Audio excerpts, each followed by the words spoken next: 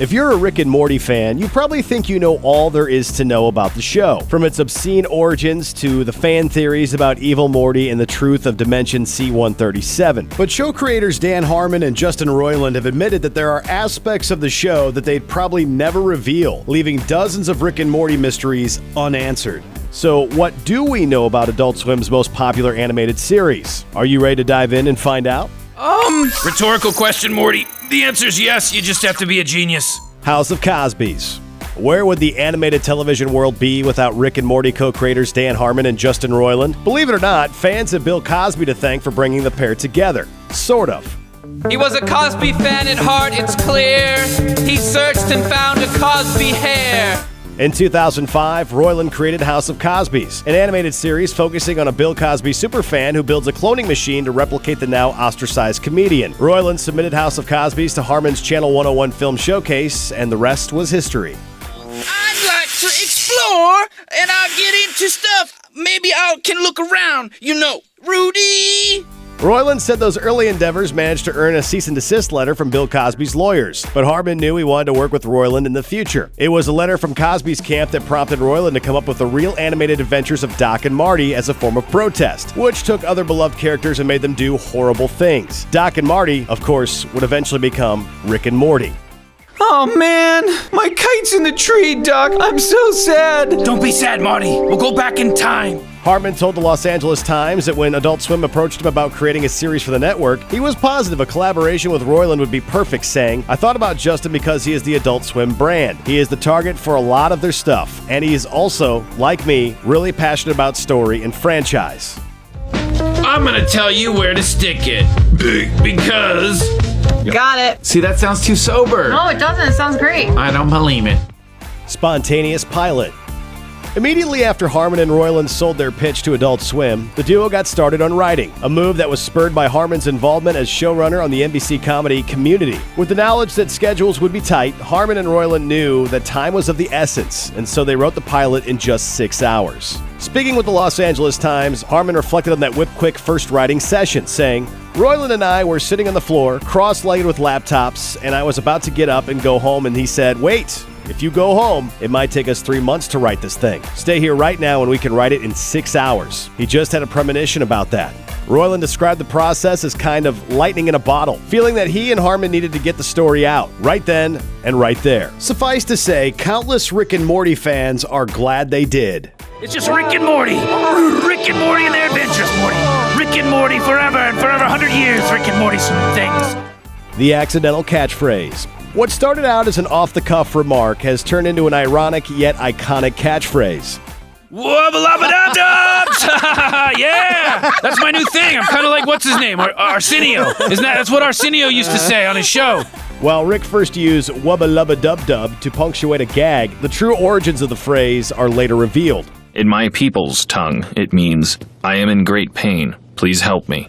But contradictory to the phrase's troubling true meaning in the show, and much like its rise to prominence, Rick's wubba-lubba-dub-dub was entirely accidental.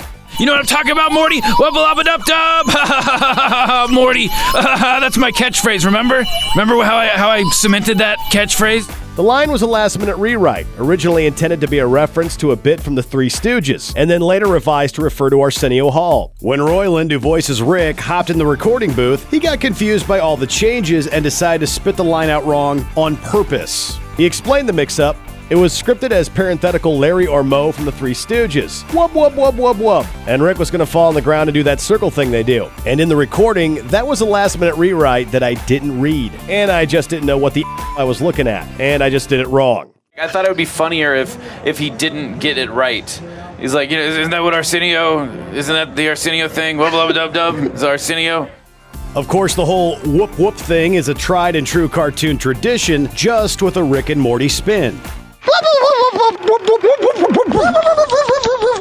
Mental illness. The timid grandson and the super genius grandpa pair aren't just rooted in the Back to the Future trilogy. They grasp onto a darker, more complex foundation as well. On the Rick and Morty Season 1 DVD commentary, Harmon describes the pair as an accurate personification of bipolar disorder, with Rick being the manic side of the brain and Morty being the depressive. Oh, geez, Rick.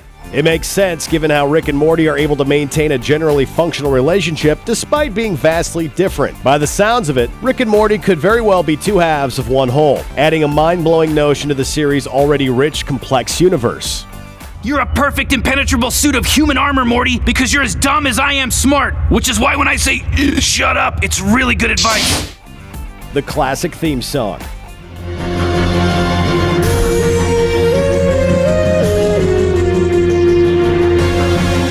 Rick and Morty is jam-packed with sci-fi references from obscure 70s flicks that center around massive floating heads to movies that star freaky horror insects. To imbue the out-of-this-world vibes of the genre into every nook and cranny of the show, Harmon and Roiland turned to two beloved television series when crafting the theme song. Roiland revealed to TV Overmind that Doctor Who and Farscape were the biggest inspirations, saying, "I told Ryan Elder I was a big fan of Farscape and that I wanted to combine Farscape's theme with Doctor Who's theme. And that's basically what our theme song is. It's this amazing original piece that takes the best aspects of those two themes and mashes them together. The end result is a trippy track that Roiland calls super sci-fi." What's in Rick's flask? Fans have long debated what Rick's drink of choice is, including delectable-sounding galactic cocktails like Super Seed Juice and Pan-Galactic Gargle Blaster from Hitchhiker's Guide to the Galaxy, and even 200-proof alcohol. But Harmon has a wildly simple theory, saying, "I tend to assume vodka." Harmon's fully aware that such an earthly drink seems out of character for Rick, as he could easily use sci-fi tech to augment anything he sips. But Harmon believes Rick's addiction to his flask anchors his identity, saying, "I think the reason he doesn't do that is because he's a little afraid he'll lose sight of who he is. So we sort of know which drink Rick is tethered to." I have a lot of vodka. Then I'll take one of those. But will we ever know why he started drinking in the first place? Short answer, no. According to Harmon, Roiland has argued that revealing that part of Rick's backstory would be very shark-jumpy, likening it to finding out that the Fonz from Happy Days didn't always wear leather jackets. Cause I'm the Fonz, huh? Hey. The worst episode.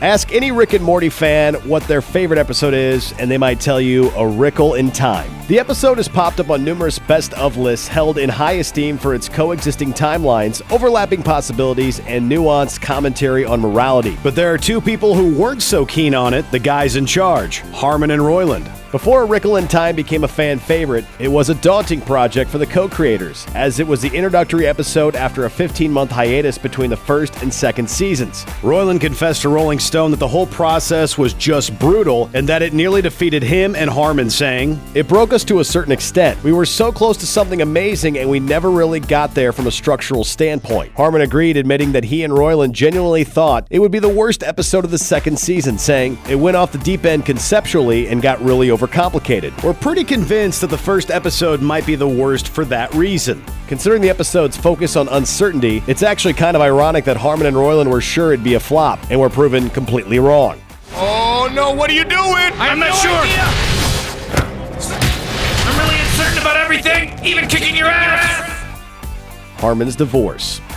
During production of the show's third season, Dan Harmon was going through a divorce from his now ex-wife Erin McCarthy, a podcast host, artist, and comedian. The pair became engaged in December 2013 and married in what appeared to be a hilarious, unique, and love-filled wedding at the Los Angeles Natural History Museum the following November. Less than a year later, however, McCarthy dropped a bombshell on Twitter confirming that she and Harmon were splitting up. While divorce in any circumstance is difficult, there's something devastating about Harmon's from McCarthy in relation to Rick and Morty. After the series' end credits, a series of silly splash screens appear, one of them being Harmon's own vanity card that reads "Harmonious Claptrap" in scribbly, childlike handwriting. In the first two seasons of Rick and Morty, the slate features clay versions of Harmon and McCarthy snuggled up on the couch, watching television with a cat on their lap and a dog panting happily on the floor. Post-divorce, there's a new vanity card that shows Harmon sprawled out on the same couch alone with a bottle of liquor in his hand and booze strewn all over the floor. It's an image harrowing enough to break your heart.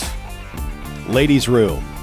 For the first two seasons, the Rick and Morty writing staff was predominantly male and was described as a very, very tiny little writer's room with a lot of heavy lifting from everybody. But the series group of scribes knew that they needed a shakeup. You think it's efficient to get rid of women? You ever see a line for the men's room? Are you do you hear me, Summer?